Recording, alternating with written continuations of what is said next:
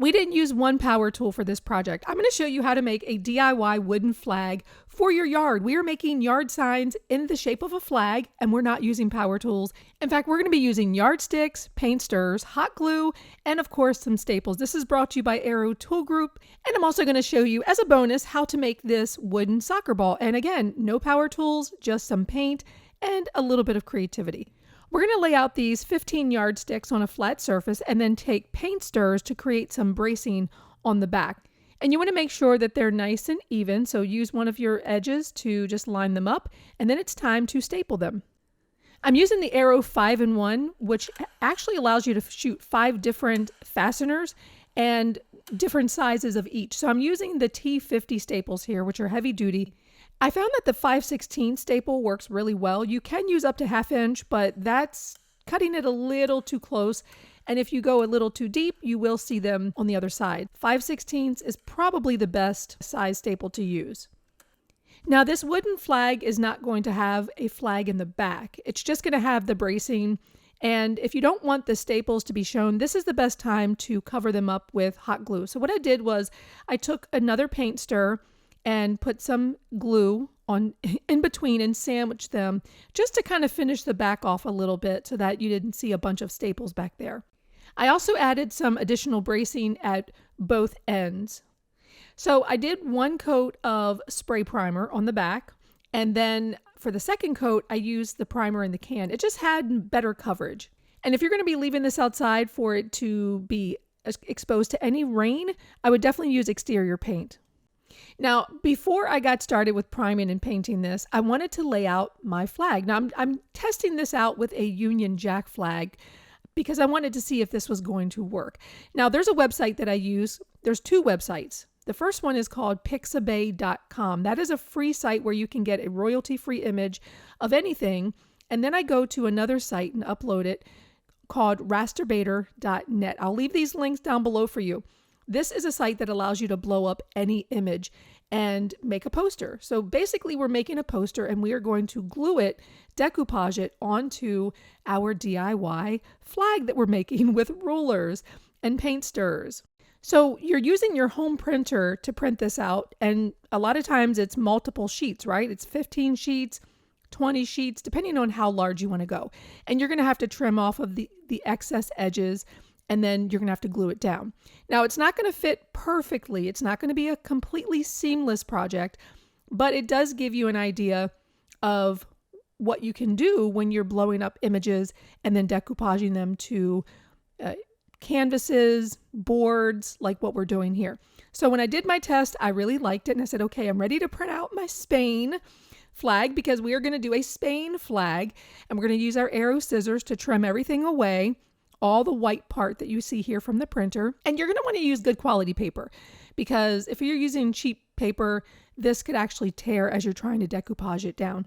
And if you don't have a home printer or your printer is not really good quality, use Staples, FedEx, any of those places to get this printed out on good quality paper. So once you've laid it out, you kind of know where each piece is going to go. Then you can decoupage it down. You can put it on the back and then use a brayer and get out those bubbles. It's not going to be completely bubble free, but that's okay. We're just decoupaging. We're making a flag that's going to look good from the road. People are going to be driving by. They're going to be seeing your flag of who you're going to be supporting for the big game. And this is what's going to be really exciting because it's going to look great. Now, I will say that one thing that I wish I would have done differently for this project is that I wish I would have screwed down the flag to the post first so that the screws can be hidden underneath of the paper. You'll see in just a moment how I had to go over the paper with the screws, but that's okay. That's okay. You live and you learn when you're doing DIY projects. Now you can actually use decoupage and just put it right on top of the board and then just put your paper on top. That works just as well. And if you have a credit card or a little squeegee type thing that you see me using here, this actually really works to get the bubbles out in whatever poster or flag or yard sign you're making. Now, I did have some spots where there was some of the prime board coming through, so I made little strips and then just decoupaged them on there. And it was fine. It wasn't really that noticeable. Now my printed flag is a little bigger than the board, and I wanted that to be the case because I wanted to actually sand off the edge so that it would be nice and crisp. And here's how you do it. Take some sandpaper at a 45-degree angle, move the sandpaper over the edge, and it's almost like you're just kind of shaving off the paper. And when you do that, you get nice clean edges. And this works for something like this project, or if you're lining drawers with paper, decorative paper, this is a really great way to get a nice fit. Always go larger and then sand off the edges. So once everything's been sanded off and the edges are nice and clean, now it's time to go over it with decoupage. Don't let the white scare you. This is what it looks like before it dries.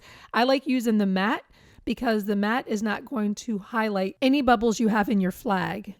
I used 5-foot garden stakes. These are a little bigger. I did paint them with some craft paint. And so when those were dried, then I glued them and clamped them to the back of the DIY wooden flag. Using my Arrow tape measure, I made sure that I had about 4 inches sticking up, let that fully dry, and then use my hammer to get that screw started, and then use my SK screwdriver in order to adhere it. If I had this project to do over again, I would probably screw it and then glue the pages onto the board so that it would be hiding underneath of the paper. And I wanted to make a soccer ball decor for the yard to go with the flag. So I found this pine board. You can get these from Home Depot, Lowe's for maybe about $10, $11. And my goal was to decoupage the soccer ball onto it like I did the flag, but I couldn't get it to fit quite right. So what I did was I used my Arrow utility knife and I actually sliced up the image and then just used a pencil to trace around the shapes and then used craft paint to fill them in.